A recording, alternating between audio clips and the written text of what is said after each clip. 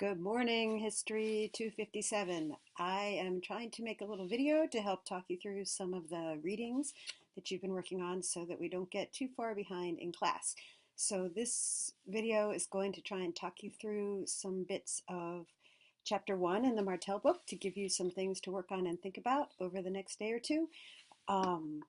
So I'll start there, and if all goes well, I may have another short video for you this afternoon summarizing what you can focus on in chapter 2. So basically this is trying to take the place of what we would be doing in class had we had class as much this week as I wish we'd had. So stick with me, and I'll post this on Canvas so that you can watch it as often as you want, and I hope it's useful. So I want to start with the timeline exercise that I ask you to do. Just as a reminder, the timeline exercise is supposed to help you think about broad trends over time. And basically all of chapter 1 and chapter 2 are focused on these great big overarching trends in Europe between the late 1800s and 1950. So basically over the whole time period of this class. It's sort of the view from 10,000 feet, looking down on Europe as a whole. And if you look at these chapters, you can see why, looking back, it's really tempting to see progress as the main idea. And in fact, progress is the way that much of history has been written, at least from the 1700s onward. There was this idea that society is getting better and better, and particularly with the rise of science, that humans could basically solve all problems that ever came to us. And you see some of this in both chapter 1 and chapter 2, actually. As a society, so by we I mean here Western civilization, or in this case Europe, learned more. Industry got more complicated, got faster, got more precise. We were able to, science and industry were able to measure things better and assert more quality control. And we understood in the 19th century and today, actually much longer going back, we understood cities as incubators of new ideas, of incubators of progress. This is where change and progress happened, was in towns and cities and urban areas. And so as cities grew very, very rapidly in the 1800s, obviously, bigger cities meant more people interacting and having more new ideas and bouncing these off each other. And so the hope and the dream and the vision was that as a society, Europe would progress and progress and progress and eventually sort of conquer all problems. And this pro-city, pro-urban bias, we still see it today. We talk about living in the country as living in the sticks. And that actually comes from, it's a reference to the river Styx in ancient Greek mythology. So the river Styx was the border between this world and Hades, the underworld, hell.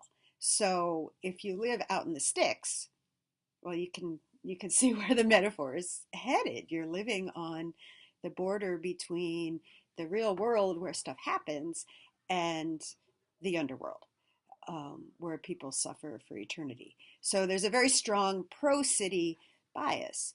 And the idea that cities are that cities are where it's at helped explain why cities had grown explosively between 1850 and 1910, especially in Europe, also in at least the eastern part of the United States, San Francisco and Chicago as well. But, and here's the big but that historians always raise, if cities were so awesome, why was there so much poverty, so much disease, so much crime, so much riffraff, so much stress, so much burnout, so much addiction, etc., etc., etc.?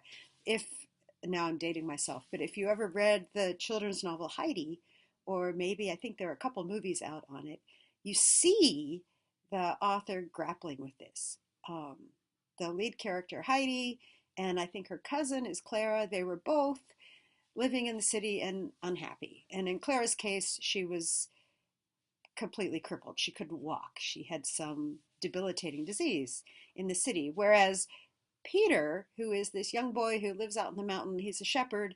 He can't read, but he's healthy as a horse, and he can do all kinds of really practical life skills type stuff. He can milk the goats.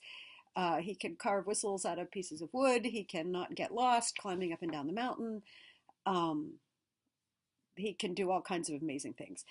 And so Heidi comes out to the mountain and grows stronger and happier and more kind of self-sustaining up on the mountain. And finally, when Clara is allowed to come out to the mountain to join Heidi and Peter, she also gets healthier. And this is the part that kind of blew my mind as a kid, to the point she gets so much healthier that for the first time in years, maybe her whole life, she can walk.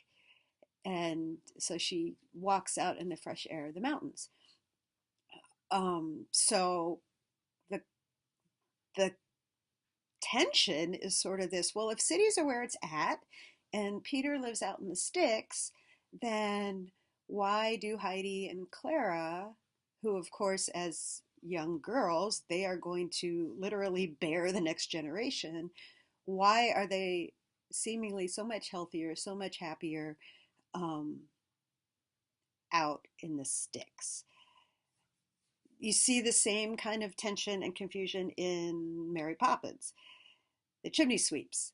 There's a scene in which the kids get lost kind of in a back alley and they're scared out of their wits by this kind of witch-like woman and women of the night. There's a scene with the bird woman who is sitting on the steps of St. Paul's Cathedral, sort of the crowning achievement of industrial construction and 19th century design. She's sitting on the steps of this grand cathedral, um, obscuring the view, basically selling birdseed, and it may just be breadcrumbs to passersby. So she's a street person in the midst, right in front of this grandeur. And so one other example, I think a lot of steampunk stories depict similar tensions. Um, Howl's Moving Castle was a movie that came out maybe in 2003 or 4. It was one of the ones my kids really liked and I kind of grew to like. It's an example of this tension between this kind of amazing mechanical ability, this moving castle that wanders across the countryside, um, and the poverty in some of the cities they run into and the social tension. So that's one. More recently, Mortal Engines is another example that shows that 19th century society kind of run amok, um, and it's completely destroyed itself. And what they've hung on to is some of the technical, mechanical, steam-powered know-how, but it's sort of descended into what city eats city competition for existence. I don't want to be a spoiler for the movie, which I think might still be out in theaters. And then there's one other example that I don't really know much about. It's a book called Boilerplate, History's Mechanical Marvel. And Boilerplate is a robot, and I believe it's an actual robot. And for a while, this was a thing on the internet that people were posting pictures as if they had seen Boilerplate, I think. I don't know the book, but I do know that some teachers use the book as a window into the world of 1900 because it's something they can get students to read and then unpack. So that's kind of all a tangent explaining this tension between old and new, between city and country, between progress and fear, between optimism and fear, was very real and very much a real part of European society at the time. And it comes out in a whole variety of ways. We'll also see it in Road to Wigan Pier, which we'll start reading maybe next week. I have to look at the syllabus. Anyway, so Chapter 1 focuses on what changes over time in terms of urbanization, crime, and poverty from this period, 1900 to 1950. It points out large trends, but it also tries to show you some variations. Obviously, not every place developed the same way. The chapter tries to give you a general framework, and I ask you to do the timeline so you can reference it over the course of the semester and sort of plug other things in there to help you understand what's going on in particular circumstances and how the particular and the general interconnect. So the timeline and chapter 1 try and give you this general framework while acknowledging that there was great variety across the European continent. So as you review this chapter, and this is what I would have asked you to do in class, you should be able to identify really, I think, 5 kind of sets of things. And these are each multi-part issues or questions. So 1 shouldn't be surprising, general trends in these 3 realms of life. What was changing? What was static? Amid all this change, where did people or groups find sources of stability? What was not changing in people's attitudes or in technology or in ideas about crime, urbanization, or poverty? So then number 2, and this is related, all 5 points are related. What does the chapter point to as hopes and fears in each realm? Who was hopeful and who was frightened and why? Or said another way, where did people put their hope and where do they put their fear? That's a little bit vaguer question, but I think you can grapple with it and find some responses in the chapter. Then chapter 3 is really one that you should be asking about every single reading you do in this class, and that's whose voice or experience do you get? Who's heard and who's not heard? Does the writer of the chapter focus on particular groups, particular economic classes, particular countries, particular genders, particular occupations? Who's dominating? Who is an agent of change as well? Who is making stuff happen? The historian has to make choices and can't write about everybody all the time. So whose voice or experience do you get in this chapter? And then, this I think is number 4, whose voices are not apparent and why? And then the sub-question there, do the people in power, the groups you identified in question 3, do they notice? Do they care? Do they notice that there are particular groups who are left out in the cold, who are in the shadows, who don't have voice in society? And then this is question 5 is related. It's almost the same thing said a different way. Do you see red flags as you read about these trends? Do you see signs of tension? The answer should be yes. Do you see sort of grumblings or rumblings under the surface?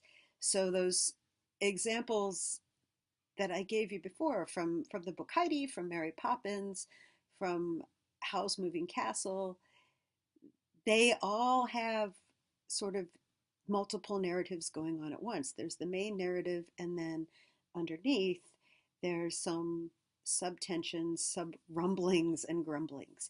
So do you see that in chapter 1?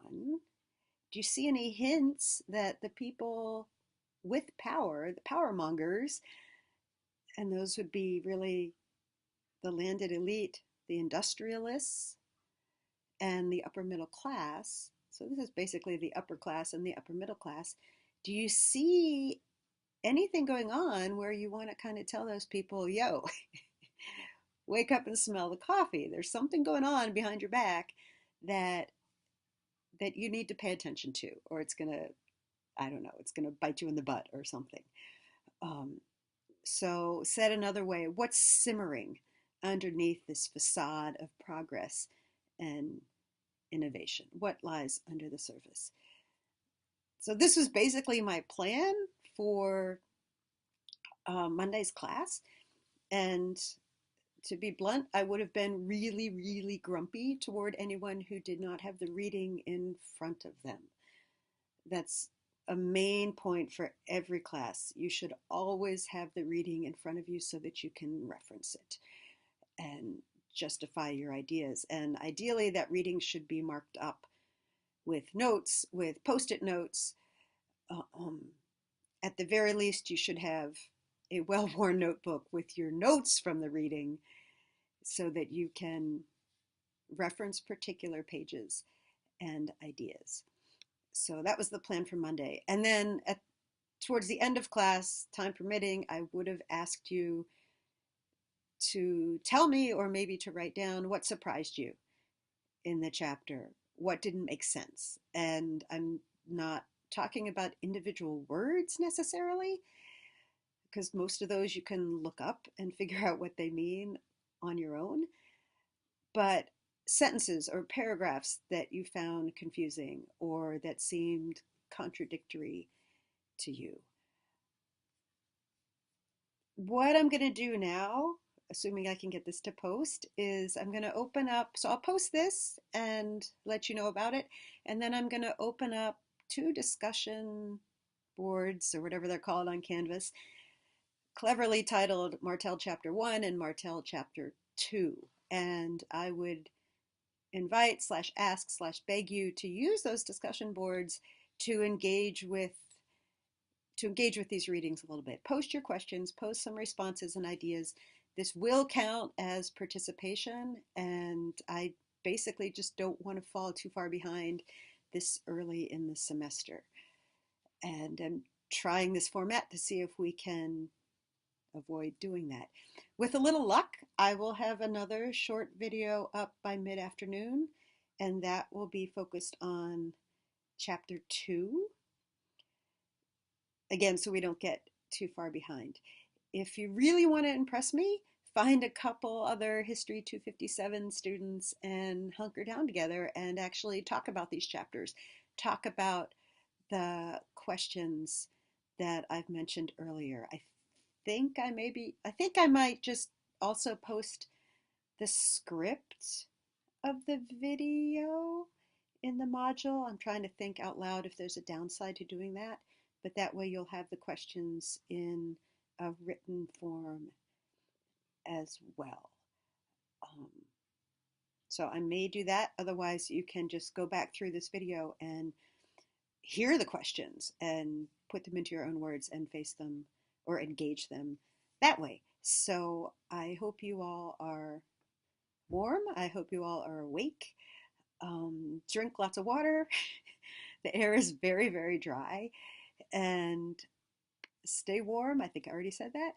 Have a good day. Bye.